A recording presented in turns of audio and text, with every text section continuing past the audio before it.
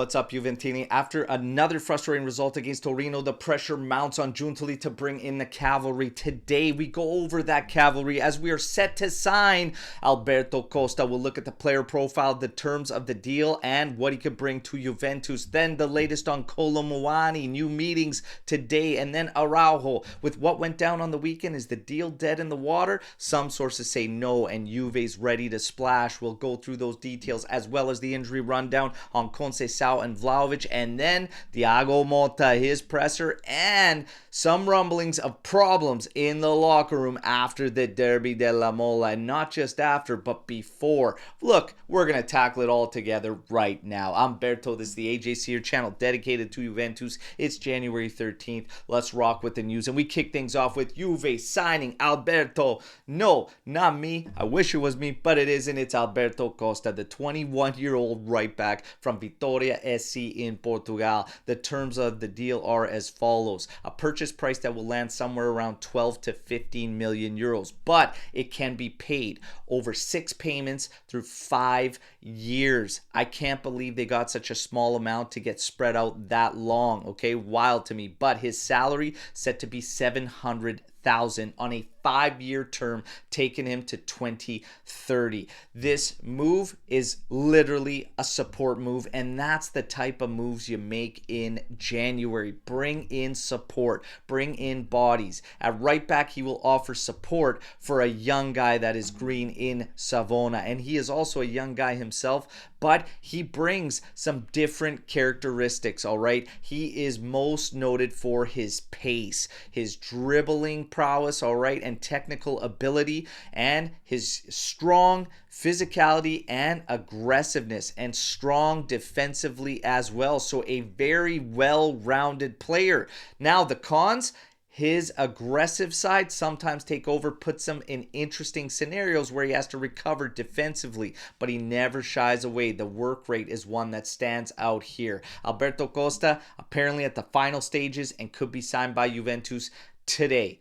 We keep eyes on that one. When it comes to Kolo Muani, well, apparently Juve is in the lead to land the player. We are his preferred destination out of the clubs that have shown interest in the player. But can Juve convince PSG to make the move on their terms? There are new contacts going down right now for Kolo Muani, but Juve insist on loan plus option. Will we get it? We wait and see. Araujo, we knew we were going to have to wait until after the Spanish Super Cup to find out if Barca was going to open up to it. Well, this weekend, injury went down to Martinez, and Barca, it was said that probably could kill this move. However, today some sources are stating that the move is very much still alive. Not only that, but Juve is getting ready to splash 50 million euros to get this deal done. Well, we would have to sell in order to fund that price tag on this player. So this one, though, I gotta say, great player when he's fit. The injury history is intense. And does this one give you vibes of us maybe making past mistakes all over again if we're going to splash 50 on a guy with that type of injury history? And if Martinez went down, why would Barca still be willing to say goodbye to Araujo and start looking for yet another defender? It's all kind of strange and bizarre, but you know the drill. I lay it out for you to play it out, so let me know what you think in the comments on this Araujo one. We get to the injury rundown, and it's hilarious because even our targets are going down. Fulkrug, who was listed to be a candidate for us as a striker option, he went down with injury, all right? So it's not just the players of Juve, it's our targets. Hell, even me with the blown ACL, it's our fans too. We got some bad mojo. We got to shake it off. But when it comes to our players, Conceição will miss the match tomorrow against Atalanta. For Vlahovic, he went through training this morning, separated from the group, and he's going to be reevaluated in the afternoon. We wait to see. And Motta, he gives us his presser, but there was news around Motta.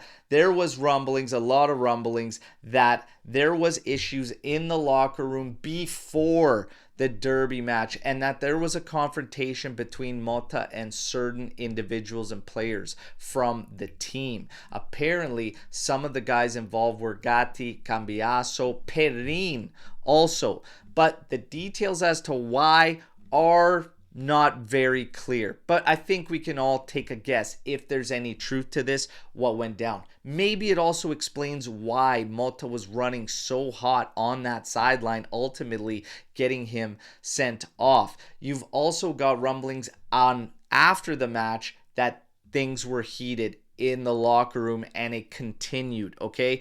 And this is not just coming from one source, this is coming from several, okay? We wait to see, and I'm waiting to hear from certain individuals closer to the club, but that's just rumblings. Take it for what it is. When we get to Motta's presser, though, he did say angry after the derby. All of us were angry. Maybe it was just heat from the game, and rightfully so. That was as uninspired a performance I think that I've seen. Never in that game did I get the vibes that they knew how important getting those 3 points were with the next matches up on the schedule, and that's a major problem, all right, for all of them, players and Thiago Motta. But Motta says we are angry after the derby. When he talks about his players, their performances, he continues to protect Cope Miners, stating that the lad is sacrificing himself, his statistics, his numbers, for the better of the group. He is really laying it on thick for